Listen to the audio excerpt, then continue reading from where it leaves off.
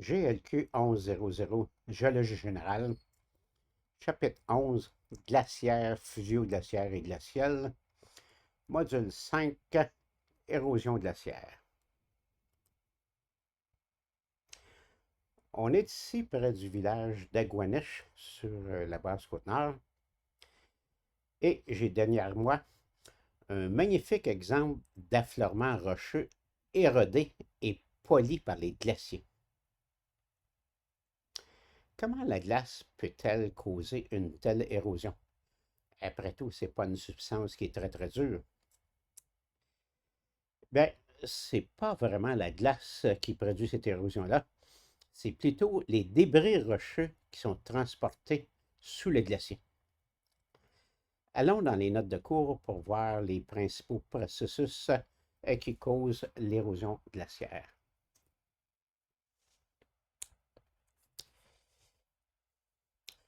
On a trois principaux processus. Ça commence par l'abrasion, le débitage et la fracturation. On a aussi l'eau de fusion sous le glacier qui a un grand pouvoir de dissolution à cause de la pression et la vitesse d'écoulement qui peut être très, très grande. Mais son action, ça va se faire sentir uniquement là où on a des roches solubles, comme les calcaires ou les marnes, par exemple. Je vais avoir quand même un exemple à vous montrer de ça. Mais commençons par les principaux processus, en commençant par l'abrasion. Bon, l'abrasion, comme on avait dit, c'est les débris rocheux qui sont enchâssés dans la semelle du glacier en mouvement. Et les facteurs qui vont déterminer l'efficacité, les voici. 1. Ça prend une présence de débris rocheux sur le glacier. 2. La vitesse d'écoulement de la glace. Plus la vitesse est grande, plus l'abrasion va être efficace. Les abrasifs, ça s'use progressivement. Il faut les renouveler. Donc, une situation qui permet le renouvellement des abrasifs. Ensuite de ça, il faut que l'eau de fusion sous le glacier circule assez pour évacuer les particules fines. Si on a une grande abondance de particules fines, à la fin, ça fait comme une pâte glissante qui restreint beaucoup l'abrasion. Et évidemment, il faut tenir compte de la dureté et de la forme des particules abrasives. Les deux autres processus, les voici. La fracturation et le débitage. Commençons par la fracturation.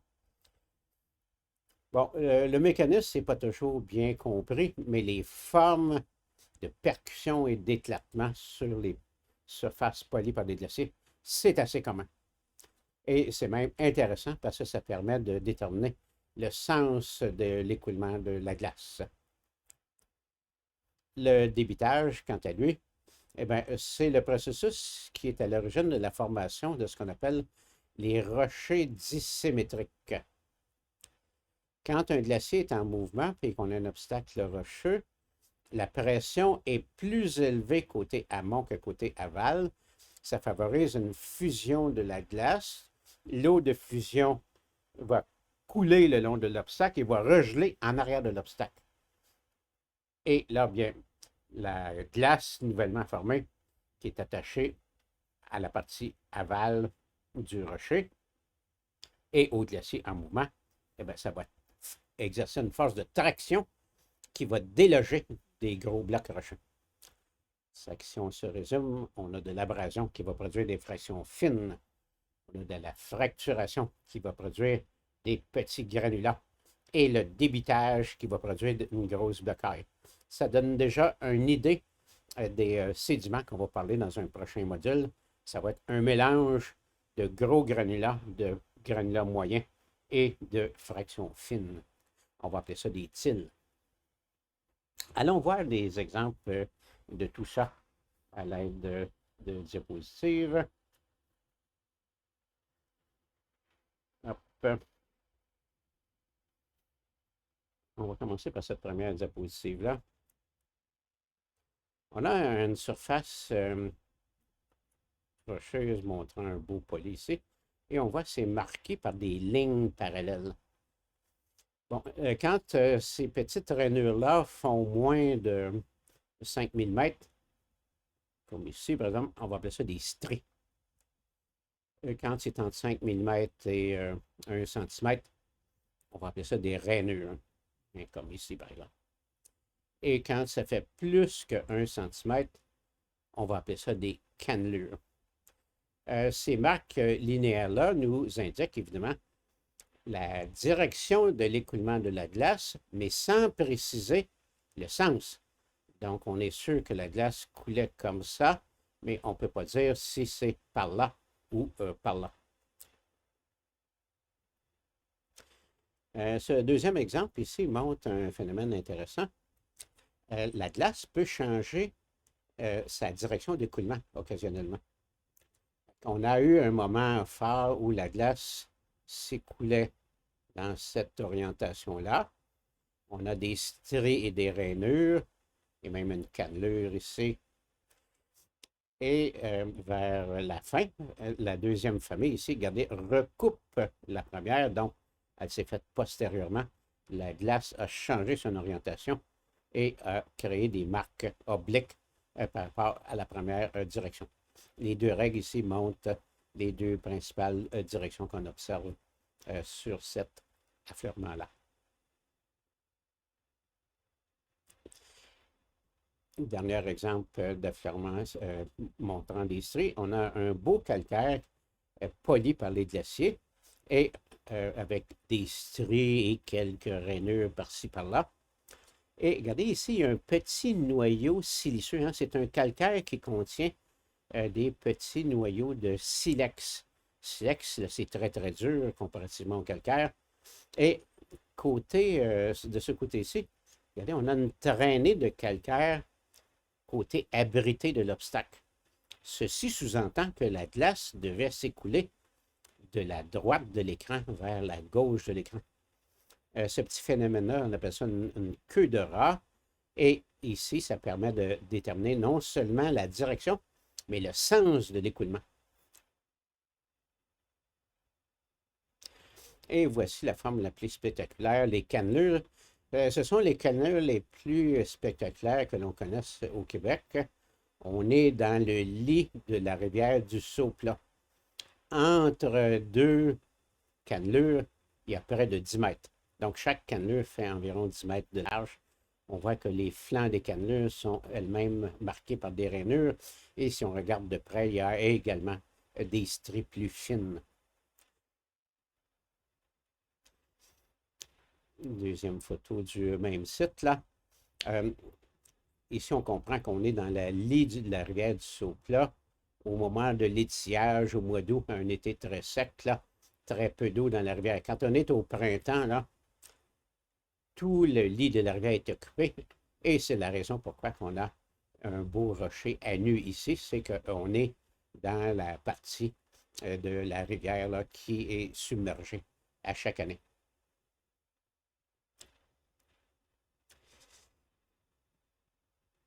Ici, on a une vue regardant vers Laval. On voit le golfe Saint-Laurent au loin. Et on voit que la cannelure que voici est marquée par des rainures. Donc, le flanc de chaque cannelure, il y a des marques à toutes les échelles. Donc, on voit les rainures et les stries ici sont un peu trop fines pour qu'on puisse les observer.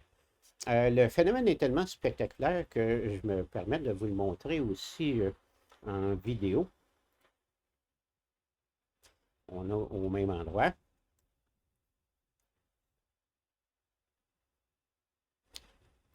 Et là, bien, on voit nos cannelures. Et on voit que ce n'est pas une seule. Hein? Il y a un autre ici qui commence à apparaître. Et plus haut dans le paysage, on en voit d'autres là. Hein? C'est généralisé à cet endroit-là, ce phénomène d'érosion, qui est très localisé à cet endroit-là. Hein? 10 km plus loin ou 10 km avant, on n'a pas ça.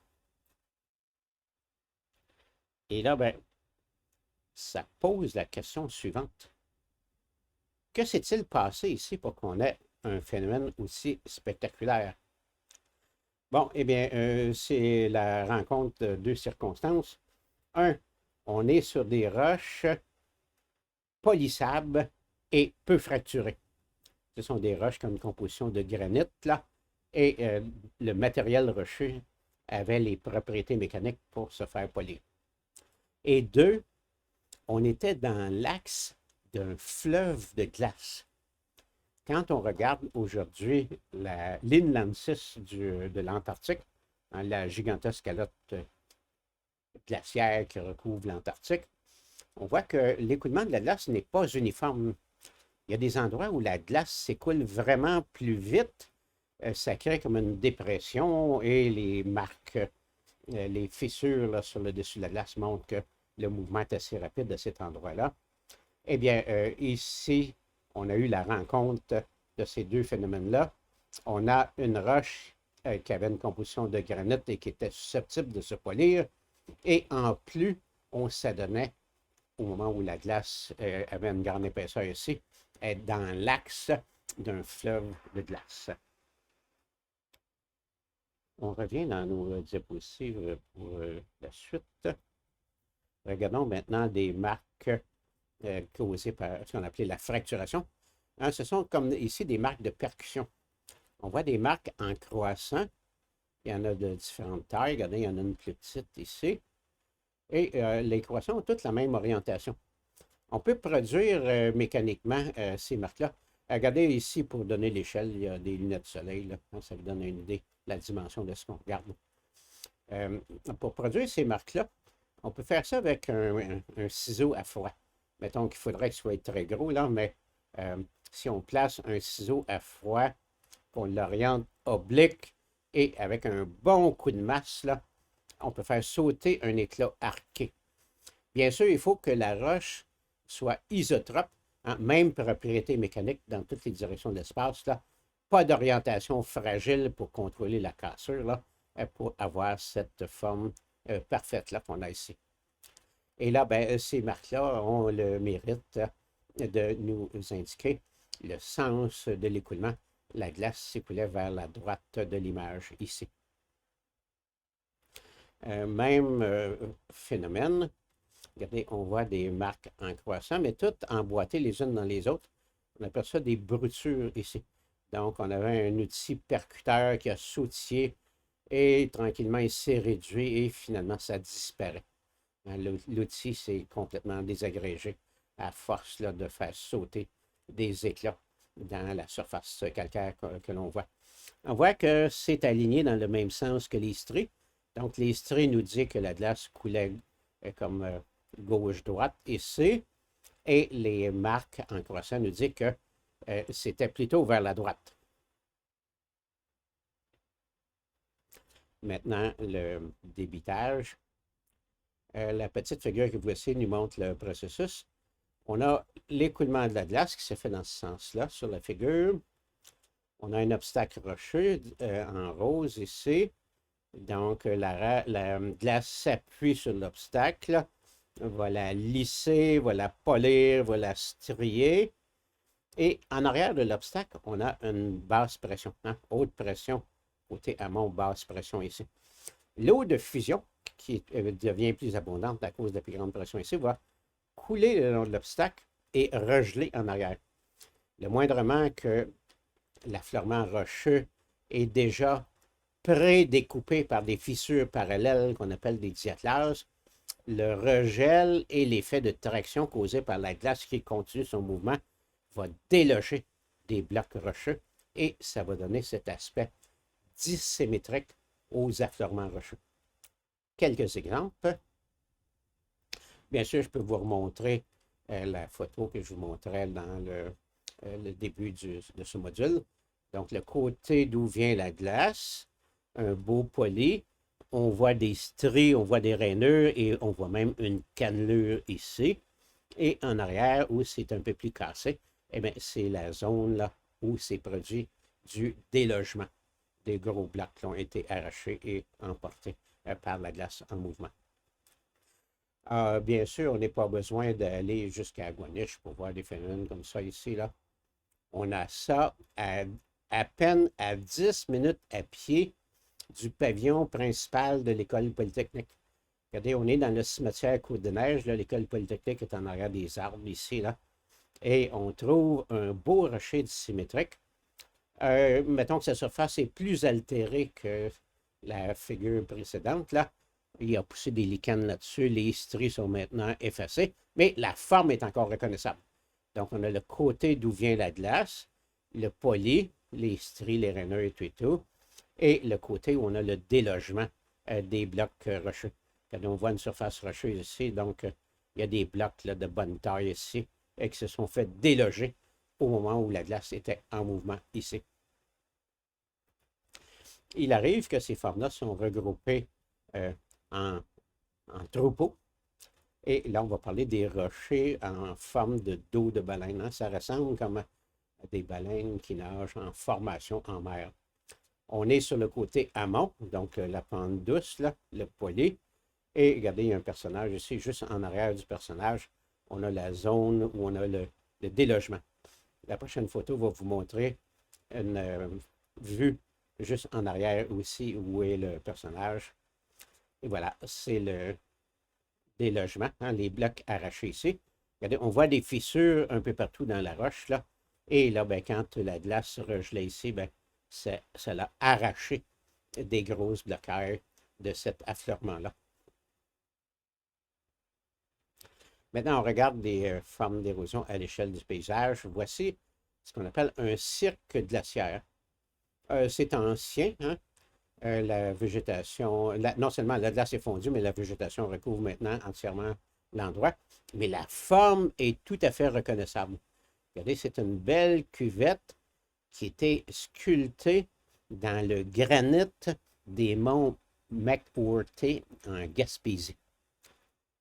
Et là, bien, vous allez me dire, comme la majorité d'entre vous, vous êtes en génie civil, vous allez dire, ah bon, c'est de la belle culture, là, mais quel est l'intérêt pour le génie civil de connaître ces choses-là? Eh bien, regardez, juste au premier plan, ici, on a une route. Ah, ça, c'est un ouvrage d'ingénierie. Pour faire cette route-là, ça nous a pris des matériaux. Et là, ben, quand on fait une route, le coût, là, c'est le transport de ces matériaux-là. Plus le transport est long, plus ça coûte. Et là, ben, si on les trouve juste à côté de l'ouvrage, quelle économie! Eh bien, à l'époque où ce chemin-là a été fait, c'est le chemin de ceinture du parc de la Gaspésie. Il y a quelqu'un qui a eu l'œil. Hein? Ici, là, on a une belle figure d'érosion dans du granit. Le terrain à la sortie de ce cercle glaciaire-là est relativement plat. Les matériaux ne sont pas allés loin. Eh bien, regardez, juste ici, il y a une ancienne entrée qui conduit à une sablière qui avait été ouverte à l'époque où on a fait cette route-là. C'est donc quelqu'un a clenché là. Ah, il y a des matériaux ici pour la construction de la route. Maintenant, la figure d'érosion la plus spectaculaire, c'est le fjord. Là, on est au Groenland cette fois-ci. Les glaciers sont encore présents et coulent dans les petites vallées ici. C'est le fjord de Marmorilic. À l'époque où la glace avait beaucoup plus d'ampleur, eh bien, on avait un glacier qui coulait dans cette vallée-là, lui a donné une forme taillée en U. C'est différent des vallées creusées par l'eau qui ont une forme en V. On ne voit pas le fond du U ici parce que c'est ennoyé maintenant par de l'eau de mer, mais ça correspond tout à fait à la définition d'un fjord. Et en terminant, je vais vous montrer une forme de dissolution par les eaux de fusion sous le glacier. On est revenu à Kentley, près de Hull, au Québec, et on voit un affleurement de marbre qui monte une surface qui est bien polie ici sur le dessus. On peut même voir des stries et des rainures, ici en particulier. Et là, bien, surprise, regardez, on a une cavité qui a une forme très, très plastique, mais sur une face verticale. Hein? Tout à fait étonnant. L'eau, aujourd'hui, peut creuser des cavités comme ça dans la roche. On va appeler ça des marmites, hein, dans le lit des torrents, là où il y a des tourbillons. Là. L'eau tourbillonne et les petits grains-là vont tranquillement creuser le lit. Ici, c'est d'autant plus facile qu'on peut solubiliser la roche en plus, mais contre toute attente, on est sur une surface verticale. Et là, ben, comment est-ce possible? Eh bien, à l'époque où ça s'est fait, on était sous le glacier. Et là, ben, vraisemblablement, la partie de face ici devait être bouchée par la glace elle-même. On est sous le glacier. Et là, ben, l'eau a pu faire ce travail-là. Et maintenant que la glace est disparue, eh bien, on a une forme d'érosion et de dissolution tout à fait spectaculaire, mais dans une roche qui est soluble, le marbre. Bon, eh bien, ceci complète ce module 5 sur l'érosion glaciaire.